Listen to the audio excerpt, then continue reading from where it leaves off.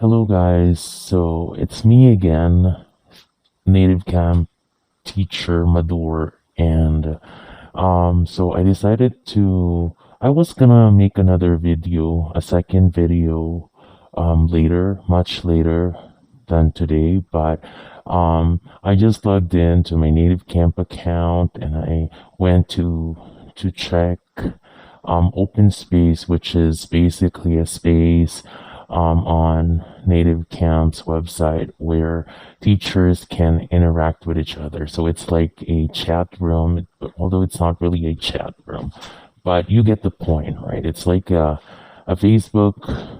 It's like when you're in a Facebook group and you can post whatever, and then teachers can join in the conversation or comment on your post.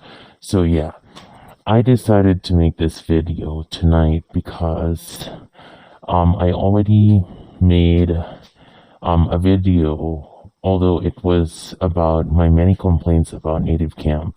And I mentioned in my first video that NativeCamp is full of perverts.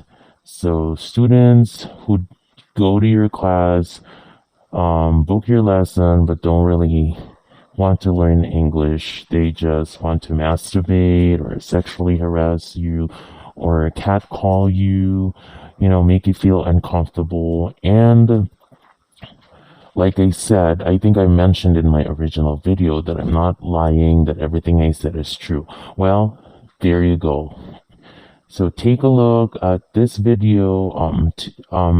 All this has, aside from, this audio, is a screenshot of,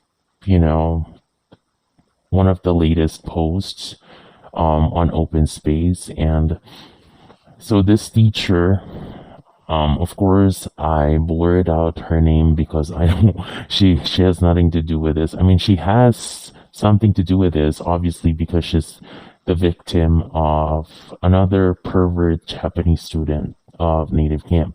But like, I don't know her. I just saw her post and I decided to take a screenshot of her post. So apparently, I think this teacher is a newbie. I read there was a comment.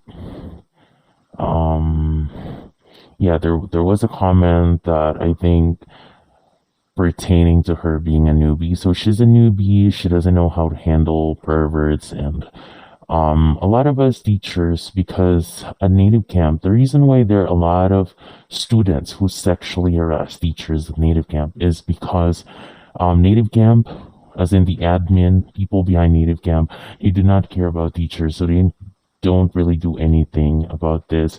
I'm sure they've received a lot of complaints over the last 5 years because there are quite a lot of pervert students, Japanese students at NativeCamp, but they've never taken an action against them. So like, they just, like, I don't know, but they just keep doing what they like to do because they never get called out for it. They never get reprimanded by NativeCamp. NativeCamp condones sexual harassment. I've said this before in my previous video, and this is a fact. So this student, you can read this, whatever the post is in this screenshot. So basically, this is what a lot of us teachers at NativeCamp encounter, and it's just not a safe workplace. Like, NativeCamp is not a safe place to work because you would get harassed and you would be, you would be left without any choice but to go through it over and over again, because the admin behind NativeCamp will never do anything to protect teachers or to ban these sexual offenders from the platform. It's just how it is. I mean, it does suck, and I'm hoping that people from NativeCamp, they see this video and they actually do something, because I will never get tired of speaking about this culture of sexual harassment that is very common at native camp. Students, Japanese students, objectifying teachers. This is something that happens all the time, and sadly, it's gonna happen. It's gonna continue happening because no one is doing something about it. Um, Teachers actually have the option to block the students, but it doesn't really do anything. If you block a student, that student will just victimize someone else, another teacher.